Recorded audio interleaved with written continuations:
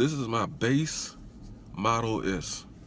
It's not the same as the one you get now, since you get the glass roof standard and you get the power liftgate standard. But a couple months ago, if you would have went to the Tesla website, this is the car that it would start you off at. Black interior, solid roof, standard black paint, and I'll just go over some of the things I did get, some of the things I didn't get, if I have any regrets, and that's going to be the gist of this video. Okay, first option, paint. I've never really cared what color a car is, mostly because I can't see the car while I'm inside the car. Wheels. This is Louisiana. We have terrible roads, so as far as I'm concerned, the smaller the better, and the 19s are it.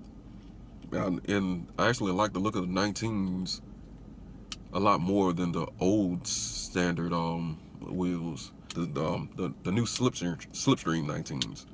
I like the look of the slipstreams. And in person, the slipstreams, they actually look a lot better than they do on the website. On the website, the slipstreams look really small, but they look really big in real life. The body color roof. I ordered my car a few weeks after they announced the full glass roof, and that was only a $1,000 upgrade. But I was worried about the amount of heat that would come in, and it was a new feature, and I wanted other people to try it, but I didn't have any time to read any reviews of what people thought of the full glass roof. But it seems to be pretty good. But I know the glass gets hot when it's out in the sun, so I don't know if I would have gotten that. I got the standard black seats and the black headliner. I think the all black look looks cool, and I didn't go with the leather seats. I personally don't like leather seats because, once again, because it gets too hot here, and these are really comfortable. They have a lot of adjustments you can make, and they're really good seats. I went with the rear wheel drive. I mean, we don't get snow here. The boost in performance and range didn't really seem worth what the upgrade price was, so I feel pretty happy about that decision. I've only had one instance when it's raining really hard, and I tried to take a turn a little too fast when it slipped a little bit, and I guess having all-wheel drive in that situation would have helped me. But now I just know to just drive slow in rain, which is something I should know already. I didn't get AutoPilot yet. I'm gonna get it, but I'm holding out because I think the price is gonna go down. If they can drop the price from, I think it was $7,000 on the battery to $2,000 for the battery upgrade, I think they're gonna drop the price on AutoPilot also. So I'm gonna hold out on that one. And they don't have all the bugs worked out. I also drive to work at night. I'm often the only car on the road, so I don't have a problem driving right now. It's not a big convenience to me. I didn't get any of the premium upgrades. The phone dock, I actually don't like that one. I like this little magnetic vent clip I have right here. Yeah,